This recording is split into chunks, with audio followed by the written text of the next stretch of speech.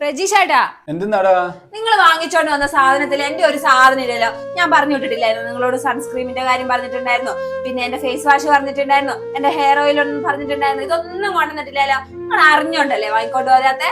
എന്റെ സാധനം ആയതുകൊണ്ട് ഞാൻ വെറുതെ വിളി കേട്ടിട്ട് ഞാൻ അങ്ങ് പേടിച്ചല്ലോ. വേറെന്തോ സംഭവം വെച്ചിട്ട് ഇതെന്താ വേണ്ടപ്പെട്ട കാര്യമൊന്നല്ലേ?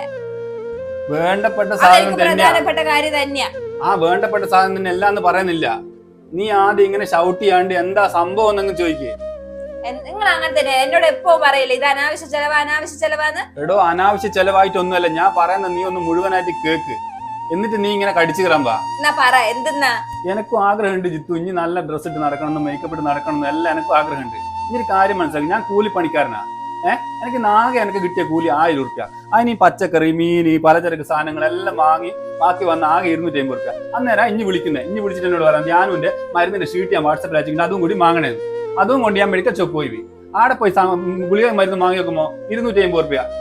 പിന്നെ എന്റെ അടുത്ത് ഒരു പൈസ ഇല്ല, അതുകൊണ്ട് നാളെ വാങ്ങാൻ ഞാൻ പറഞ്ഞേ. ഒന്ന് മനസ്സിലാക്കി, കഴിക്കുന്നതിന് മുന്നേ കയ്യിൽ പണമില്ലാത്തപ്പോ ആഗ്രഹങ്ങളല്ല ജിത്തു ആദ്യം നടത്തേണ്ട, ആവശ്യങ്ങളാ. അതുകൊണ്ടാണ് ഞാനത് വാങ്ങാണ്ടെന്ന്. ഒന്ന് മനസ്സിലാക്കി. എല്ലാവരും എനിക്കിപ്പോ നാളെ ചോറും കറിയും വെക്കാനുള്ള സാധനങ്ങളെല്ലാം ഞാൻ വാങ്ങി തന്നിട്ടില്ലേ? പിന്നെ എന്തെന്നാ എന്റെ പ്രശ്നം? ഞാൻ കൂലിപ്പണിക്ക് പോയിട്ട് എന്റെ മേക്കപ്പിന്റെ സാധനം വാങ്ങി തരുന്ന നാണക്കേടുണ്ട? നാണക്കേടൊന്നുമല്ല, ഞാൻ പറഞ്ഞിട്ട് നിങ്ങൾ കൊണ്ടുതരാത്തതിന്റെ സങ്കടം ഒന്ന് പറയുന്നല്ലേ. നീ ആദ്യം ഒരു കാര്യം മനസ്സിലാക്കി, നീ മറ്റുള്ളവരുടെ ജീവിതം കണ്ടിട്ട് നമ്മളെ ജീവിതം അളക്കാൻ നിൽക്കല്ലേ. നീ നമ്മളെ കയ്യിലുള്ള ജീവിതം പൈസക്ക് അനുസരിച്ചിട്ട് പിന്നെ ജീവിച്ചു കഴിഞ്ഞാൽ അതിലും വലിയ ആഡംബരം വേറെ ഇല്ല ജിത്തു. അതൊന്ന് മനസ്സിലാക്കുക നീ. സോറി പ്രജീഷേട്ടാ, ആ ദേഷ്യത്തിൽ പറഞ്ഞു. പോട്ടെ ഞാൻ കുളിക്കട്ടെ. നീ പോയിട്ട് അതിന് ചോറും കറി ഉണ്ടാക്കി വെക്കുക. അപ്പോഴത്തേക്ക് ഞാൻ വേഗം വരാം, ചോറാക്കി എടുത്തു.